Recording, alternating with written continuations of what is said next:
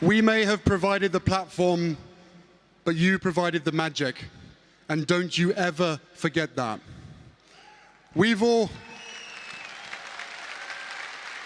Prince Harry has closed out another successful Invictus Games. On Saturday, the Duke of Sussex gave a goodbye speech in Düsseldorf, Germany, after the week-long competition, and he addressed the athletes' dedication and celebrated all of their hard work. As you have seen and experienced, this week is so much more than a sporting event. It is a platform for positive change.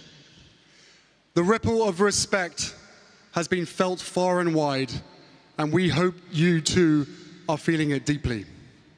And I'm sure you're all physically exhausted. Who wouldn't be? But I also hope that you are mentally stronger than when you arrived.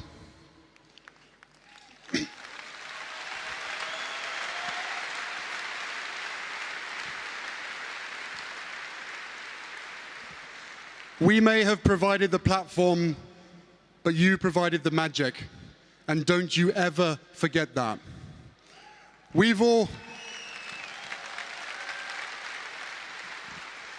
witnessed the true impact sport has had on your recovery and on your post-traumatic growth. But you will never truly know the impact that your actions this week have had on millions of people around the world.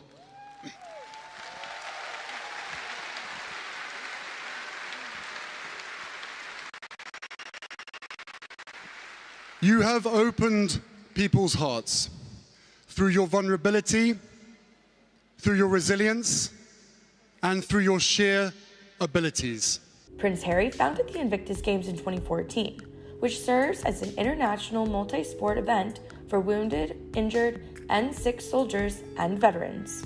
He continued on in the speech by potentially throwing some shade at the royal family by talking about how the players' uniforms aren't the only thing that defines them and to not be lost without it. A week ago, I stood here and told you about the significance of being able to wear your nation's flag again. And so many of you have told me that that hit you right here.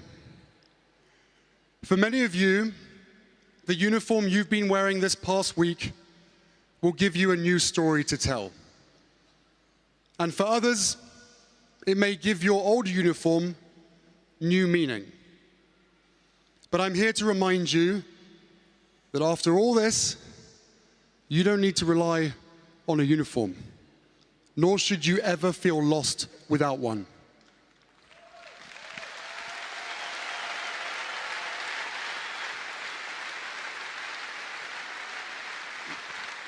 Why? Because everything you need is already within you.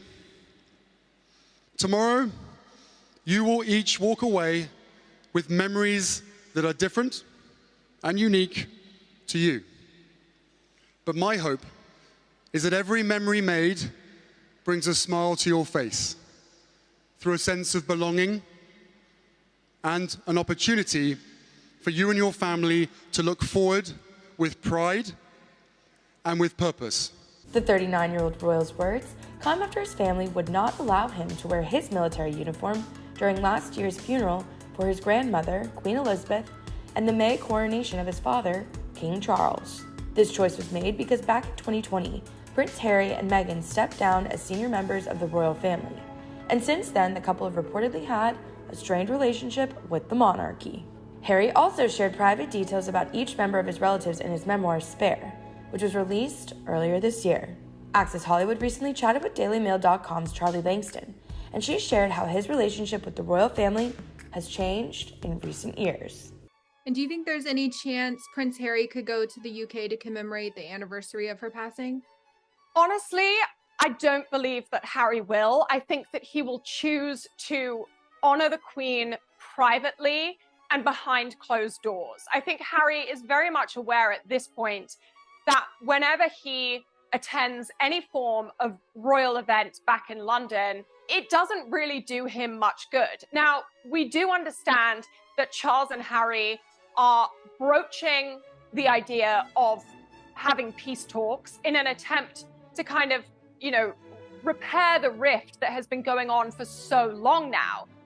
But I think until some kind of resolution is reached, it doesn't make sense for Harry to be there at these big royal events, particularly not ones that honor the Queen, because Harry's mere presence takes attention and focus away from what that event is really supposed to be about, which is honoring the Queen's memory and her legacy. I absolutely think the Queen would want a reconciliation between Harry and the rest of his family. I think she would be heartbroken that this rift has gone on for so long. However, I also think that the Queen would want to have words with Harry and say, we want you back in the family fold, but you can't keep behaving this way. You can't keep treating your family this way. So steps have to be taken on both sides. And it's reached the stage now where both sides have so much hurt and so much pain that I don't really know if they can ever make their way back to where they once were. But the Queen would certainly want everyone to try. And I think that's a large part of why King Charles is even considering having these peace talks with his son.